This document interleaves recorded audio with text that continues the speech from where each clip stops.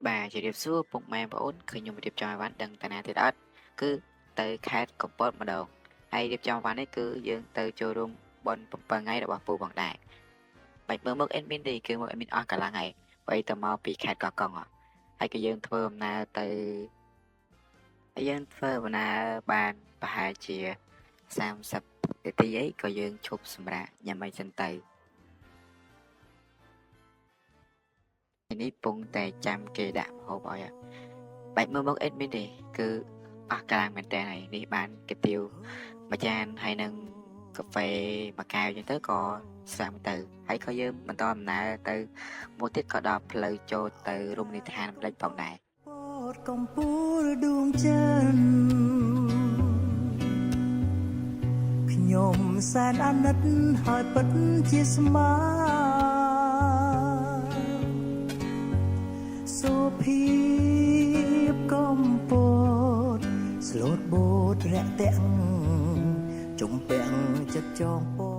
ហើយយើងធ្វើដំណើរបានយូរបន្តិចមកក៏យើងមកដល់កន្លែងស្នាក់នៅសិនគឺផ្ទះលំហែកាយរបស់ពូនៅកាន់ខេត្តម្លេចអីចឹងទៅហើយនេះយើងរៀបចំធ្វើដំណើរទៅរមណីយដ្ឋានម្លេចតែម្ដងបាទ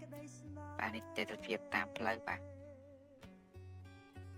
ហើយយើងធ្វើដំណើរបានប្រហែលជា15នាទីក៏យើងទៅដល់តែម្ដងបាទរមណីយដ្ឋានធម្មជាតិម្លេចហើយយើងធ្វើដំណើរទៅក្នុងបាទមកប្រហែលជា3-4នាក់ដែរចឹងណាបើឃ្លៀតទាំងស្រមៃនោមក្តីអាល័យទុភ័យផ្ដេកផ្ដិតហើយយើងមុននឹងចូលយើងត្រូវទិញស្បតសិនគឺស្បតម្នាក់អស់ម្នាក់1000ហើយស្បតហ្នឹងក៏យើងអាចដូរយកភេសជ្ជៈបានផងដែរបាទនេះយើងបានទិញស្បតហើយនៅក្នុងហ្នឹងពិតជាស្រស់ស្អាតមែនទែនមានទាំងសត្វមានទាំងម៉ូតូកង់ពុនជាច្រើនប្រភេទដែរបាទយើងដើរទៅមុខទៀតដើម្បីទៅដល់មាត់ទឹកអីចឹងណាហើយទេសភាពនៅតាមនោះក៏ស្អាតប្លែកម្យ៉ាងហើយក៏មានកន្លែង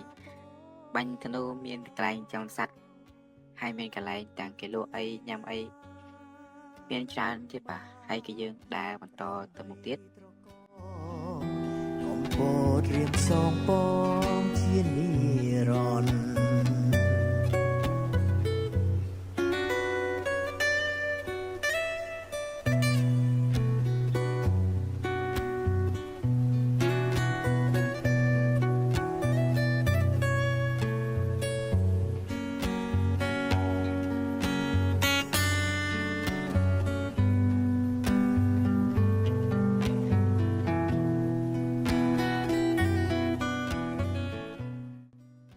ហើយប្លែកម្យ៉ាងទៀតក៏ក្នុងហ្នឹងក៏មាន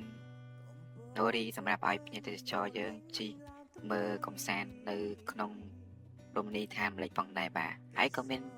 ហើយពេលនេះក៏យើងដើរទៅរកកញ្ចក់ដើម្បីឈប់សម្រាកញ៉ាំអាហារថ្ងៃត្រង់អីចឹងទៅហើយបន្ទាប់មកក៏យើងដើរកំសាន្តមើលធម្មជាតិព្រៃរុក្ខាតាមនៅក្នុងរមណីយដ្ឋានហ្នឹងផងដែរបាទថ្ងៃនេះបងប្អូនយើងមក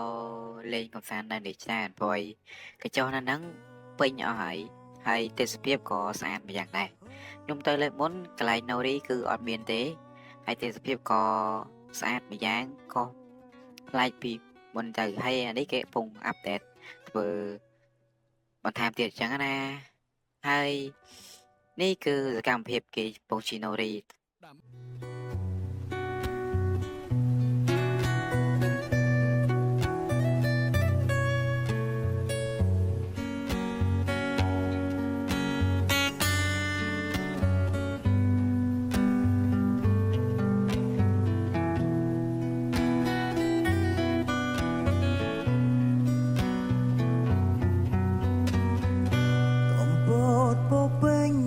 លេងឡើងថ្មី